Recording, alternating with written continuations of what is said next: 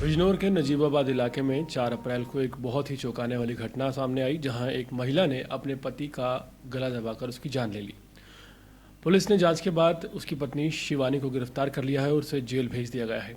Police की जांच में ये बात सामने आई कि शिवानी अपनी ज़िंदगी में आज़ादी चाहती थी और अकेले जीना चाहती थी, लेकिन उसका पति दीपक उस पर शक करता था।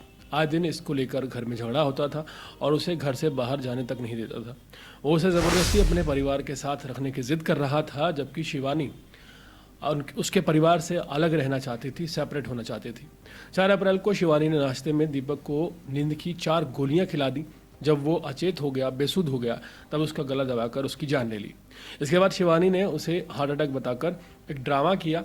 उसने अपने देवर को फ़ोन करके बताया कि दीपक की तबीयत ख़राब हो गई है और उसे अस्पताल लेकर जा रही है।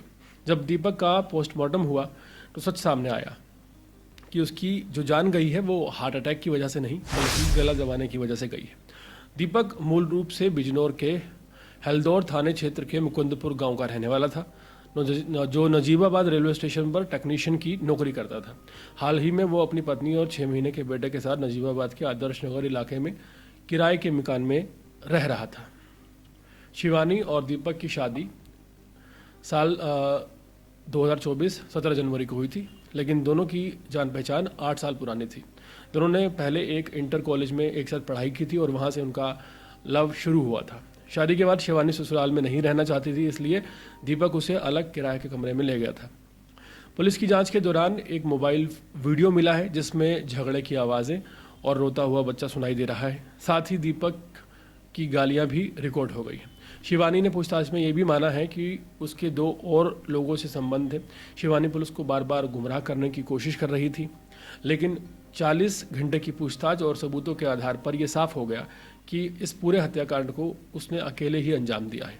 फिलहाल पुलिस इस मामले में और भी गहराई से जांच कर रही है, क्योंकि मृतक के परिवार को शक है कि इसमें और भी लोग शामिल हो सकते हैं। दरअसल दीपक, जो कि रेलवे में टेक्नीशियन का काम करते थे, 2023 में सीआरपीएफ की जॉब छोड़कर उन्होंने रेलवे की नौकरी ज्वाइन की थी और ऐसे तमाम आरोप लगाए गए हैं, जिसमें इस बात को खुद शिवानी ने स्वीकार किया है कि वो दीपक की नौकरी पाना चाहती थी, उसने इसीलिए इस हत्याकांड को अंजाम दिया है।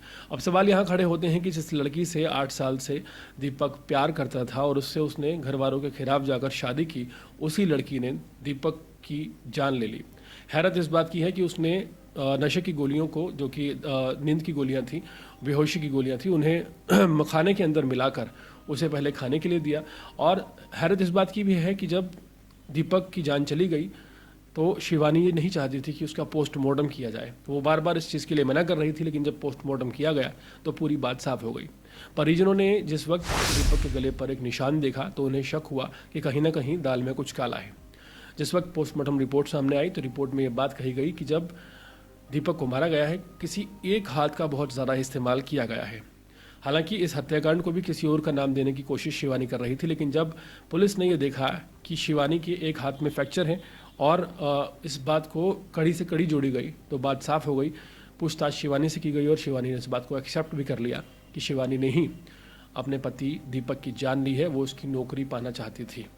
यहाँ पर सबसे ज़्यादा हैरानी की बात यह है कि हमारे देश में जिस तरह के मुद्दे लगातार सामने आ रहे हैं, जिन महिलाओं पर भरोसा करके लव मैरिज की जाती है, शादी के एक ही साल में इस तरह की वारदात को अंजाम देने वाली ये महिलाएं दरअसल अब कानून की रडार पे आनी शुरू हो गई हैं। लेकिन सवाल फिर वही बना हुआ है कि आखिर हमारे देश में शादी जैसे पवित्र रिश्तों को आखिर ये क्या हो गया है।